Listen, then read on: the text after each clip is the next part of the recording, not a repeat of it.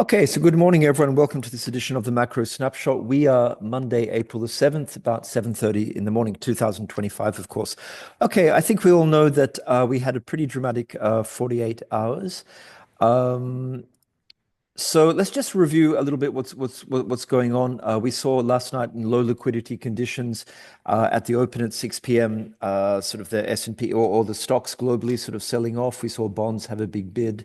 We saw oil showing further weakness. We saw the US dollar under further strength. We saw safe haven currencies such as the Japanese yen and the Swiss franc doing very, very well. So, all that to say a risk-off environment, very strong risk-off environment. And I think that's because over the weekend and on Friday afternoon, we had a few things. So let's first of all review what Jerome Powell, head of the Fed, had to say on Friday at about 11:30 in the morning.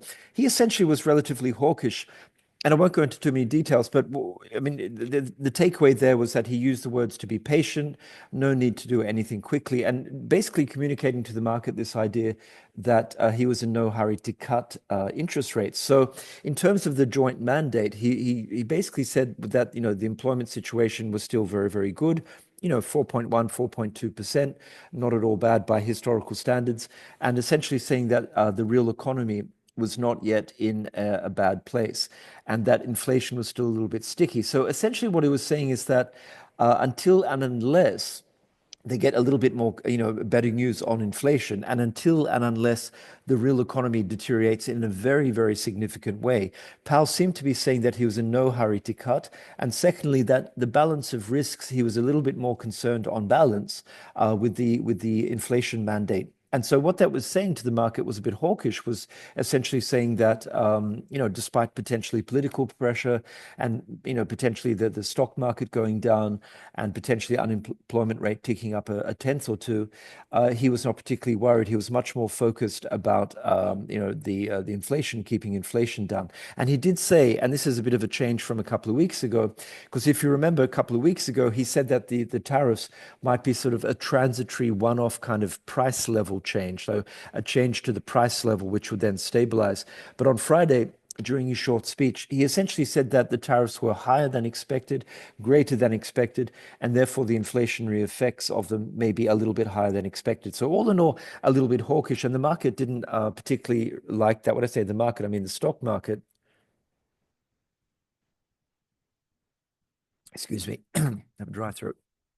The stock market didn't like that, and neither actually did the bond market, because the front end of the bond market was essentially saying, he is a little more focused on fighting inflation and will not cut the rates. So the front end of the curve didn't like that at all, whereas the back end of the curve was relatively sort of happy.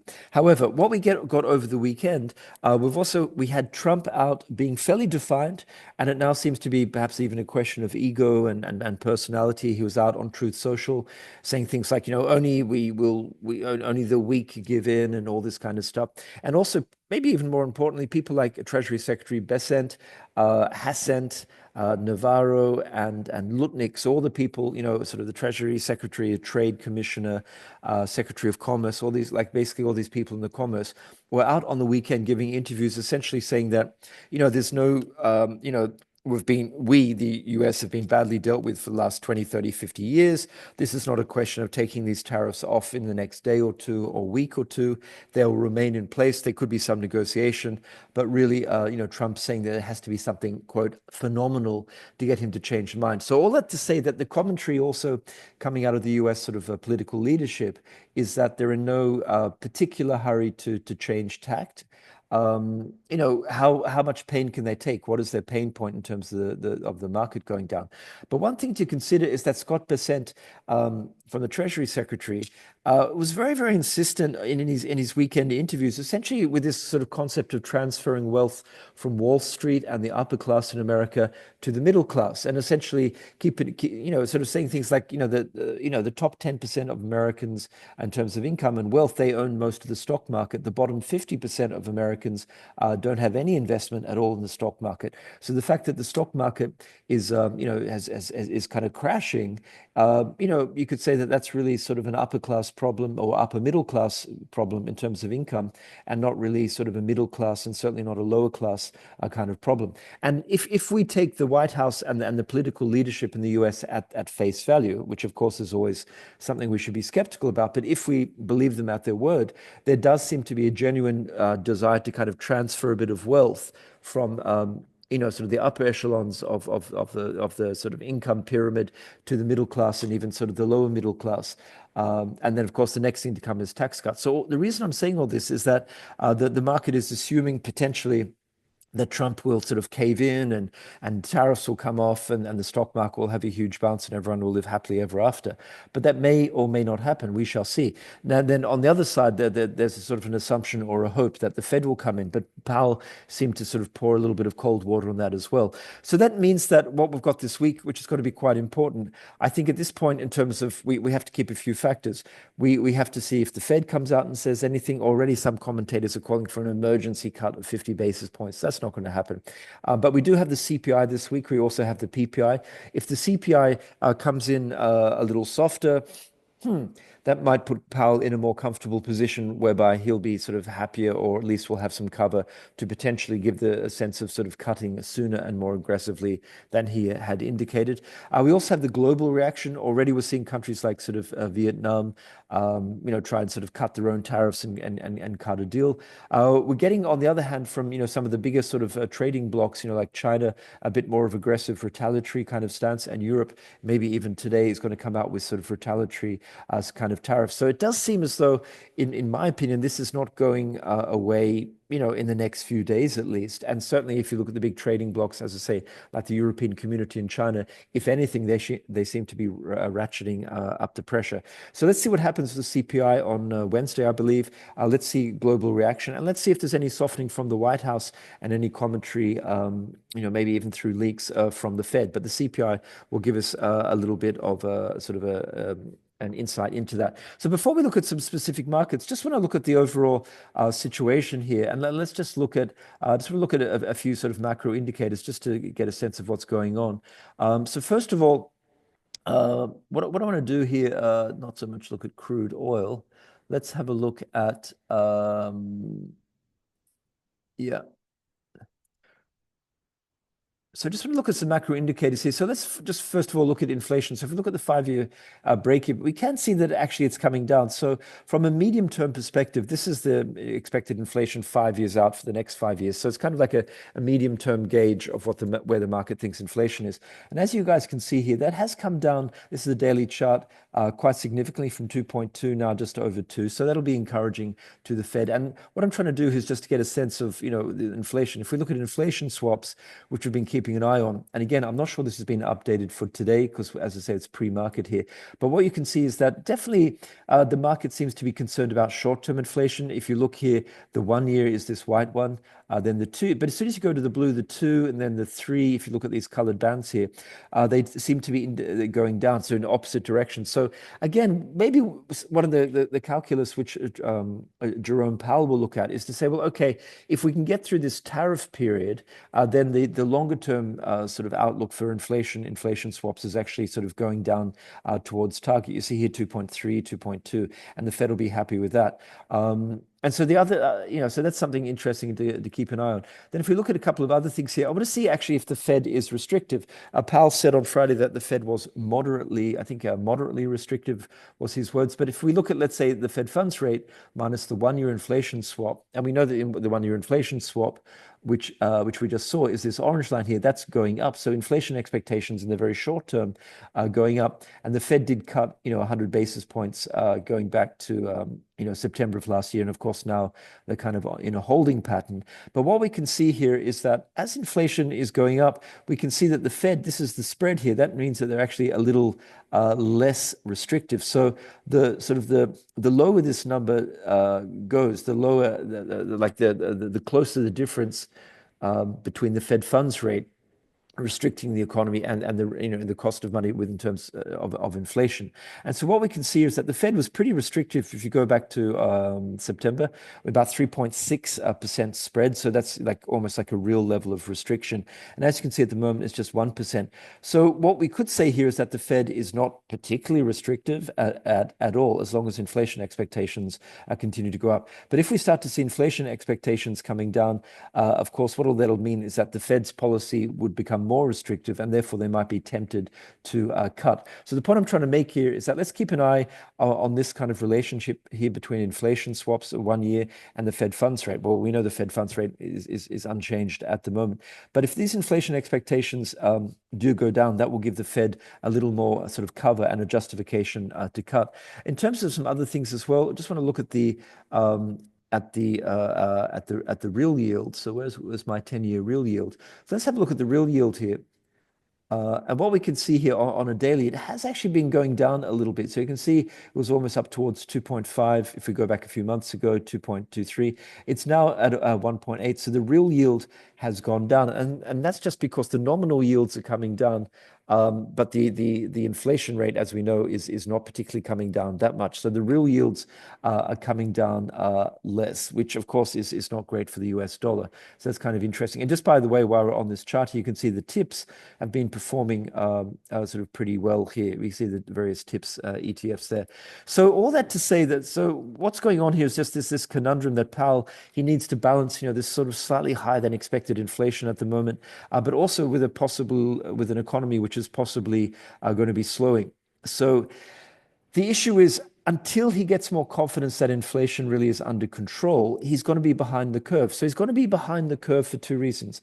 Number one is that he needs to see more evidence, I suspect, or that's what he's saying, that inflation is actually coming down a little bit and is less sticky. And secondly, if he's looking at the data on the real economy, things like the unemployment rate, and sort of consumer spending and things like that, this macro data does tend to be a bit lagging. It's a little bit lagging.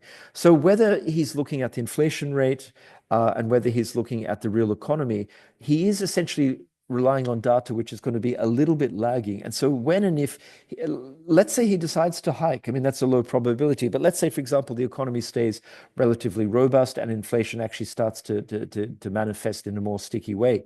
And maybe they even hike 25 or 50 basis points at some point. I'm not saying it's going to happen, but he would be behind the curve. But let's say, for example, he wants to start cutting.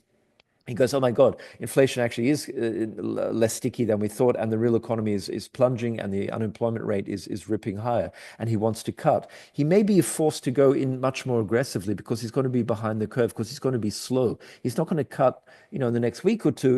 He might suddenly find himself in, the middle of the year, like June, July, August, September, having to sort of cut in reaction to a strongly weakening economy.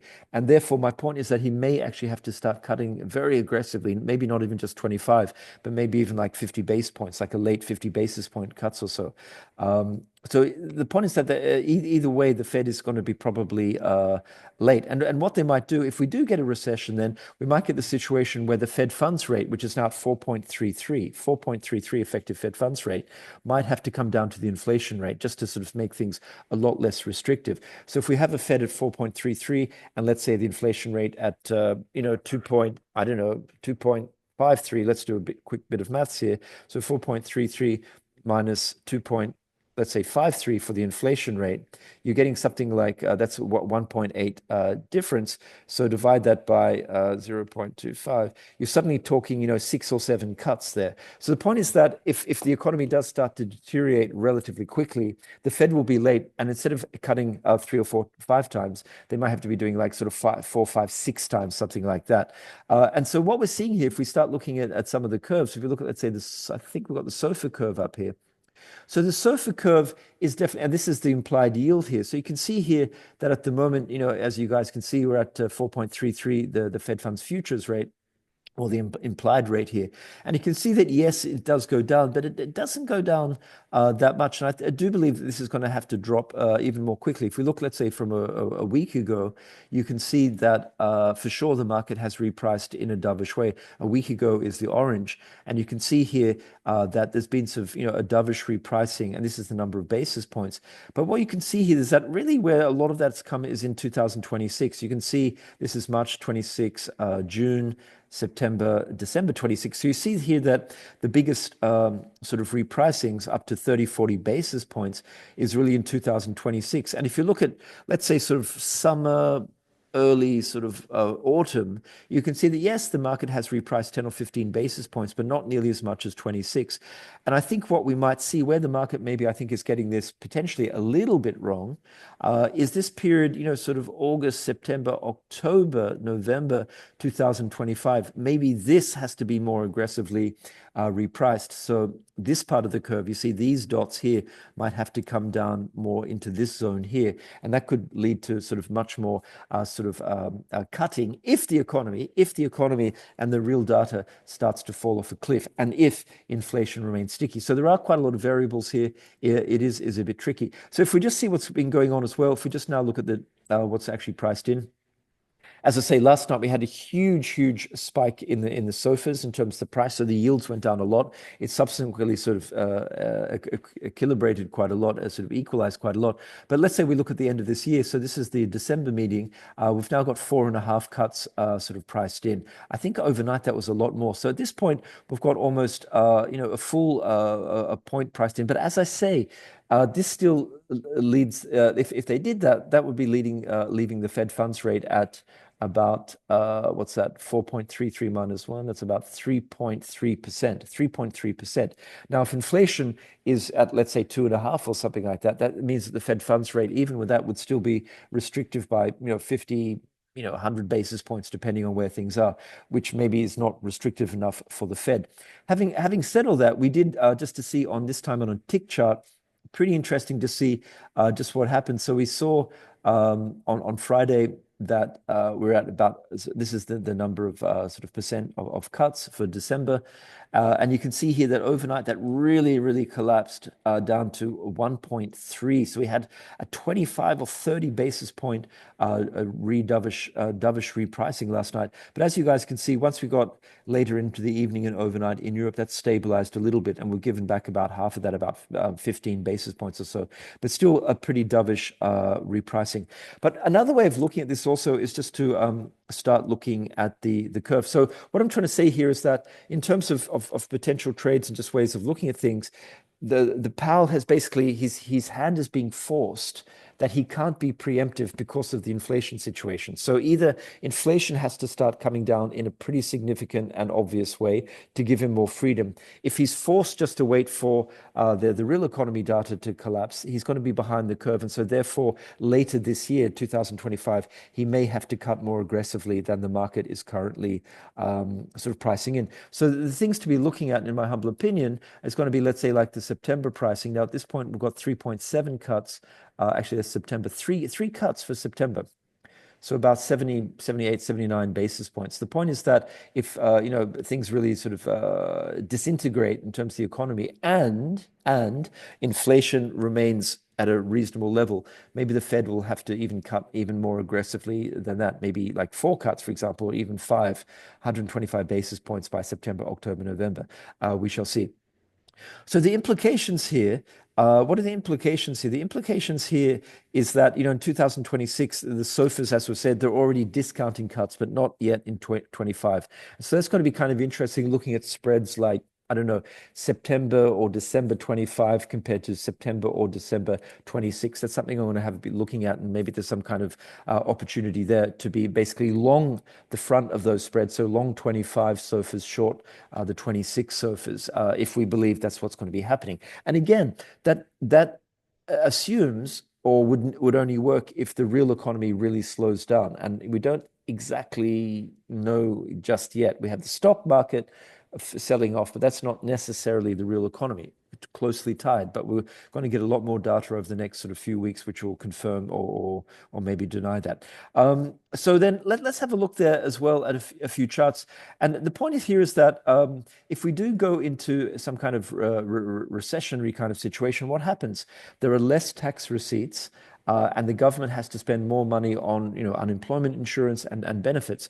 So basically, the deficit, the whole point here is that, the deficit necessarily is going to be coming down. I'm not sure that's actually going to be happening. And I think either way we look at it, we're going to be getting, kind of a steepening of the yield curve here.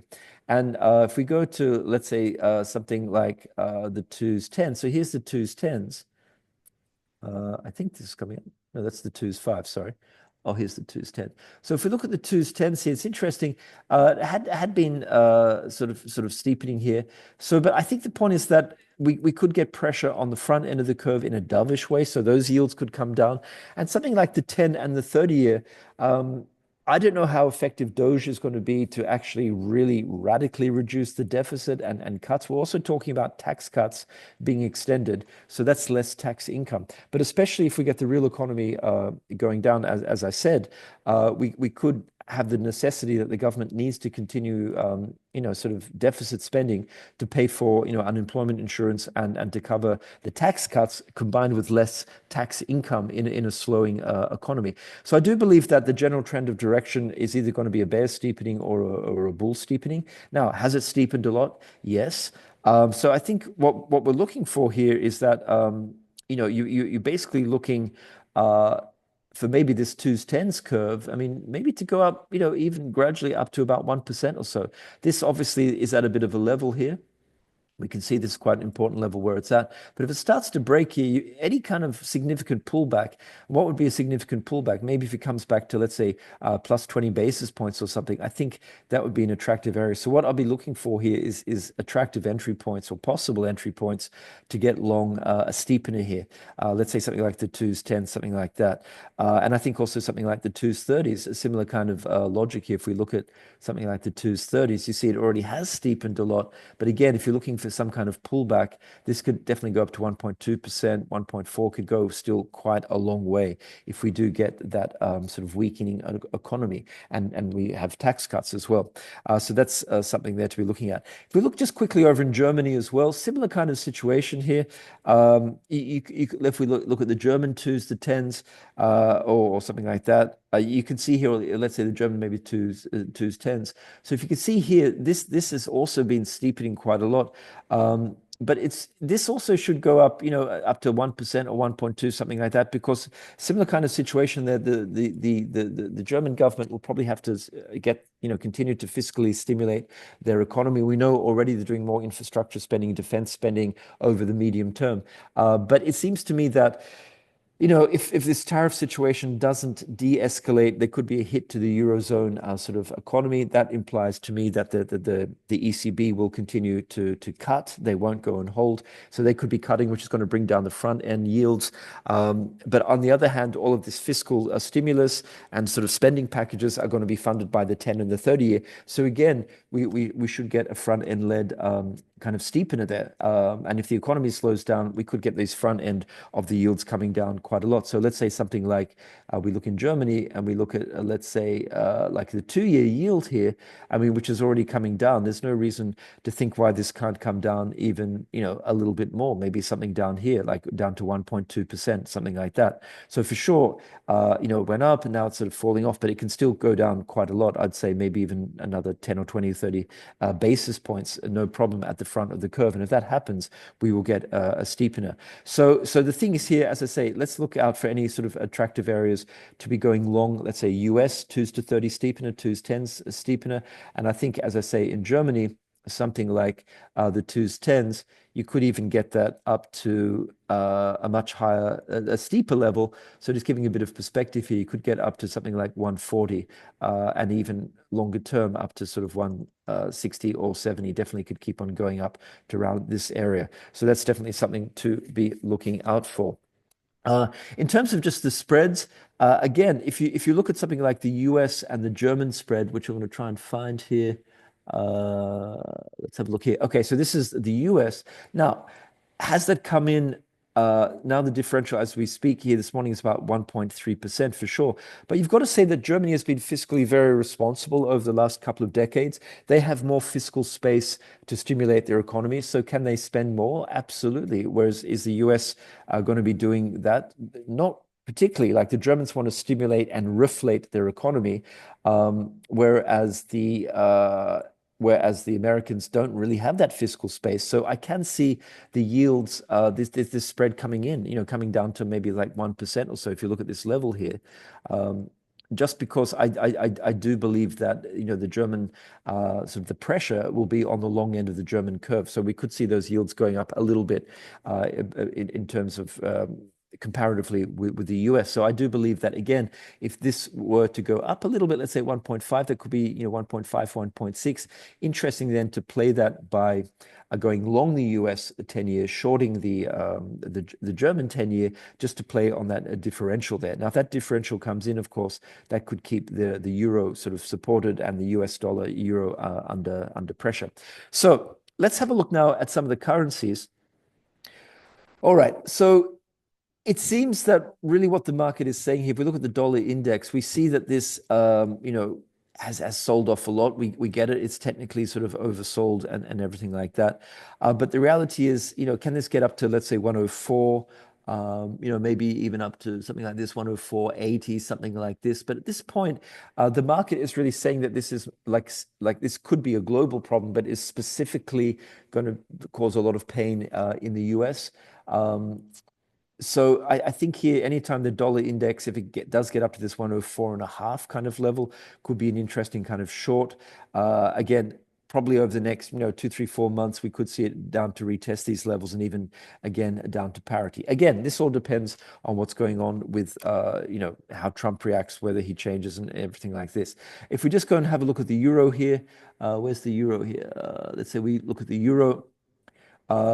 We can see here that it has found it difficult to get up to retest up to these 112 levels.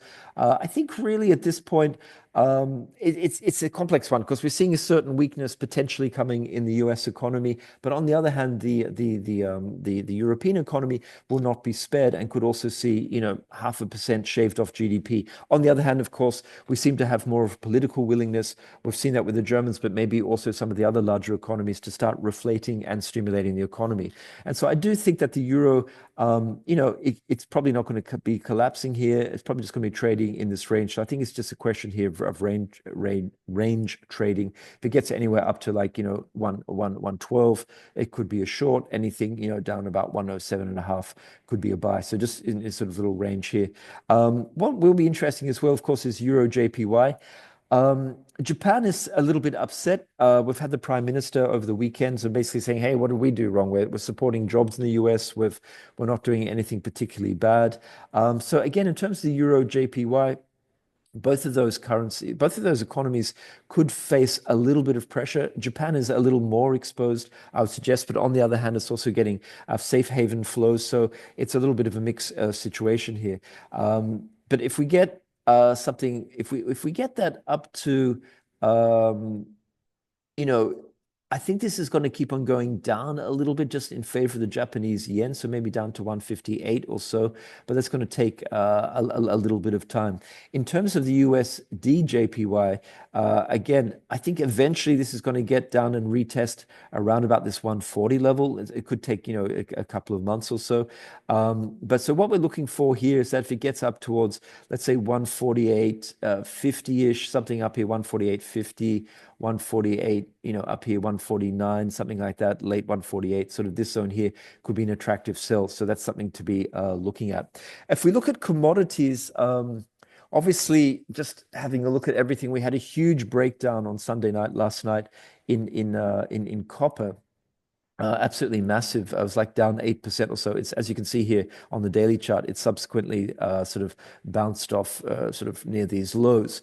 But again, if the Chinese economy is not booming, if global economy is not booming, if the American economy is contracting, if there's a contraction in global growth and risk, this is not good for copper. Now, is this a level to be selling? Probably not. But at this point here, it's probably just going to be trading within this big range. So you're looking, maybe if it gets down here, again, to try and re-enter, anything up here is going to be a sell. But basically, the point here trying to make here is that if we look at something like just commodities in general, so let's look at, let's say, a general index, like, for example, what is it? What is the copper? GSG. Yeah. So if we look at GSG, general commodities, you can see that this had a huge sort of sell-off over the last couple of days. And that makes sense because, as I was just saying about copper, if global economy is weak, there's no particular reason for a broad commodities index to be doing super well. On the other hand, what is interesting is that, if commodities are going down, that will be ultimately a bit deflationary, which could help the Fed to start cutting interest rates and whatnot. But I think something like GSG here, if we get down to 19 and 3/4 down here, that's an interesting sort of level. And of course, what would be perfect would be the absolute lows at around 18, 19, something. So that could be an interesting buy, just to keep an eye on one of these general commodity ETFs. But again, there's potentially a bit more downside here. If we look at oil, oil's been having a horrible, horrible moment. And of course, we know that OPEC actually increased production, even if symbolically, at the end of last week. We saw over the weekend that the suggested selling prices into Asia were the lowest they've been for 2 years. So the Saudis slashing prices. And there's been some discussion here that we know that the average break even for profit in the US space for oil is about $65 for WTI. Is this the Saudis and OPEC Plus trying to really break the US sort of producers a little bit and sort of cause them a little bit of pain, so they stop producing as much because they'll be under their break even, and maybe the Saudis can come in and grab back some market share? It's possible. But what we have seen here, we did get this sort of move higher on. Sorry, this keeps on disconnecting.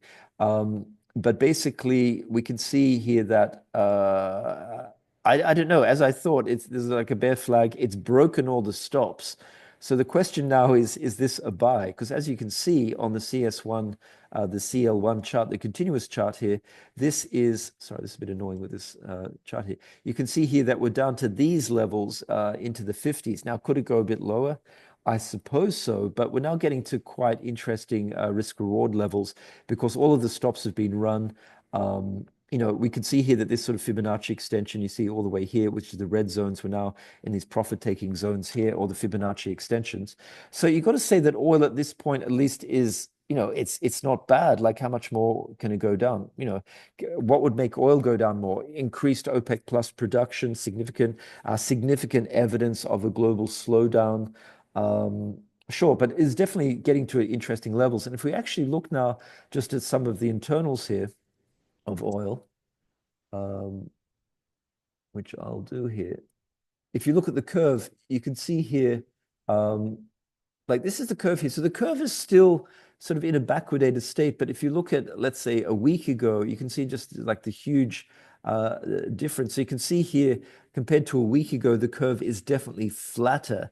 And we've seen, obviously, the prices come down a lot, like $10 or $12 or so. So oil is under a bit of pressure here. If you also look at the spreads here, so this is CL1, CL2. So just the first two contracts. And you can see here that we're at, you see the prices obviously have come down. But if you look at the spread here, if we go back even just, let's say a week ago, there was about a 56 cents differential between the front contract and the second contract. And you can see here that between the prompt and CL2, it's halved. It's now at about 22 cents or so. So you can see here that the curve is weakening. The time spreads are weakening. So that's not good yet. So I'm going to be keeping an eye on this just in terms of, will this give us any evidence about when it potentially could be interesting for a long in oil, if one is feeling brave? Maybe a tiny bit of stabilization here, but still the front of the curve signaling continuing weakness, basically in the oil complex. Just why I've got some charts up as well. Just want to look at volatility. Volatility absolutely going crazy as we speak here. The live data is here, so we're looking at. Oh, hold on. Sorry, that's my bad. That's oil there. So let's have a look here at where's my vol? Oh yeah. So here's the VIX. So this is live data, and what we're trading at here, as I say, about 8 o'clock on Monday morning here, we're trading at 48. 48. So that's very high on the VIX. And as you can see, the curve here is definitely still in a backwardated state. If we look at, let's say, even from a day ago, you can see it's even higher than from Friday, which is very elevated. And to put this into context, if we look at a week ago, which is the yellow line, so you can see not only has the spot price gone up, but we can also see that the shape of the curve has gone into a pretty vicious sort of backwardation here, and that's indicating kind of a lot of volatility. And just how much that is, I can just show you here. Just looking at, I'm just going to pull up here the option chain on the ES futures. So I just want to show you guys, just also for my own interest here. If we look here, this is the ES contract for June. You can see that for the 52-day implied volatility percentile, we're at 100. So it means over the last year, we're at the very, very top of the percentile in terms of implied vol. And if we look at the ranking, which is a slightly just like a more of a net brute kind of number, raw number, we're at 75. So extremely, extremely high implied vols here. And just what that means in concrete terms, if we look at the money, this is 0 DTE. So just for today, so the market has bounced, but we're looking at 4,700. My God, we're looking at 138% implied vol overall on the day, 89. And just to put that into context, like an at the money call here, you're talking two. I mean, is that possible? That's just like an insane. Wow. Okay. Oh no, that's not. Sorry, sorry, that was the wrong one. Yeah. Let me get these deltas correct. My bad. I was looking at the deep in the money. That's wrong. Okay, here we go. Right. Right. So you're looking here at 77 points for the long call at a 50 delta, or for the put 75. So you're looking at a straddle here of about 150 points or 600 ticks. And again, at the money, you're talking 127% implied vol. If anything, if you're feeling brave, this is the moment to be selling volatility. And I know some people have been looking at, let's say, the VIX futures. Let's start looking at a few charts now. And you can see that, let's say if we look at the VIX futures, so this is the April contract here on a 3-minute chart, so very short term. You can see here this spiked up last night, got up to 40 on the VIX futures. Now sort of, it's come down a little bit during the overnight, the European sessions, but who knows, maybe going up a little bit more. So it's still at 35. And remember the 35, that's implying, well, that's implying a 2% over 2.5% move on the VIX, even just on this on the futures one here. So very high implied vol. So in terms of that, we don't really particularly have any data today. What I would say here, it's interesting just if we start sort of looking at where we are in terms of the equities and whatnot. If we look at the equities here, we'd have to really, a lot of people saying that for the multiples to come down, they've been at like 22, 22, 21, 20. If they come down to like 18, 16, 14, the so-called kind of blue angels way of looking at things, that starts to measure out to let's say down to 16, if you sort of factor in, let's say, declining earnings and have multiples at, let's say, 16, that starts to imply, something like in the SPX, like 4,600 or so, which is down here. And that seems a bit crazy, but that's just the maths of it. If you start putting that in. So it looks to me that something like 4,600, that could be, if the market really wants to go down a little bit more. I mean, I understand that it's come down a long way, and I'm not saying it's going to happen today. But if Trump insists on keeping these, and then as we get earnings coming in, and the earnings are revised downwards and earnings are negative, I think then the multiples, the forward estimates will come down to maybe 16, 17, 18. Earnings per share multiples, and then suddenly just mathematically looking at maybe 46, 4,700 in the SPX, something like that. And again, if you just zoom out a little bit, what I want to do here, guys, like really sort of a longer term kind of situation here.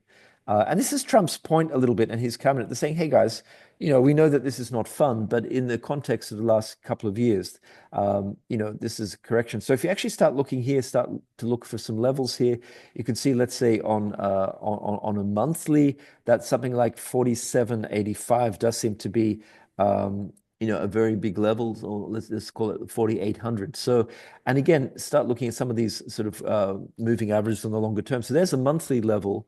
at maybe 4,800. If you put that on a weekly level, and again, looking at the moving averages here, you can see that on the weekly, that's the 200-day weekly moving average, which again corresponds to a nice kind of horizontal level at about, 4780, 4800. So it seems to me that there's a good chance that we could end up down there. Um, on the other hand, and that could be an interesting level to start thinking about sort of buying. On the other hand, in terms of the rally, maybe you want to be rallying up to 5,200, something like that, if you want to be looking to put on some long puts. And if we let's say look on a daily sort of chart here, you have to say, well, okay, what could be an interesting level? Let me just adjust this here. As I say, something roundabout, 50 roundabout here could be interesting. But at this level, at this point, you want to be selling rallies, I think, rather than buying dips. It is tempting. I know today that, obviously it's bounced, like 100 points or whatever.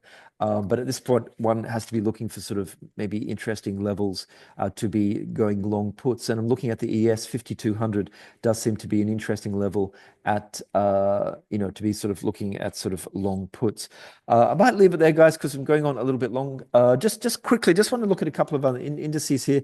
Let's say something like the Nikkei over in Japan, obviously a pretty brutal sell-off. And again, what we're starting to look at is to say, well, okay, what represents potentially good value? And you're looking at, maybe something around about this 30,000 level. I mean, we've got to a point now where if you look at the chart, this level on the Nikkei of, maybe 30,000 or maybe late 29s could be interesting. Possibly what could be interesting is to see if some stops are run. So we get a bit of a puke downwards down to, let's say, 29,500 or something like that. But definitely Japan and a lot of the, the Asian economies are under pressure. We're also seeing the Kospi under pressure. If I have that here as well, let's have a look at the Kospi over in Korea. You can see that's also under pressure. And again, getting down towards levels where, potentially one could say it could be an interesting buying opportunity. But there's definitely in the Kospi a little bit more to go down to maybe like, 2,275, something like that. At this point, we're in a bit of a free fall. So it's a bit like catching a falling knife. So maybe not just yet, but certainly down in these levels here, it could be kind of interesting. And if we look over in Europe, obviously the Euro stocks have come off sort of very, very dramatically.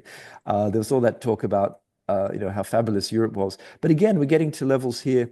If we look on a weekly, you're starting to look here. We've got like the 200-week moving average here, which also corresponds to a pretty strong sort of support line. So for the chartists and the technicians, something around about, if it gets down to, just as I say, breaks stops a little bit. I always like to see it just breaking the stops here.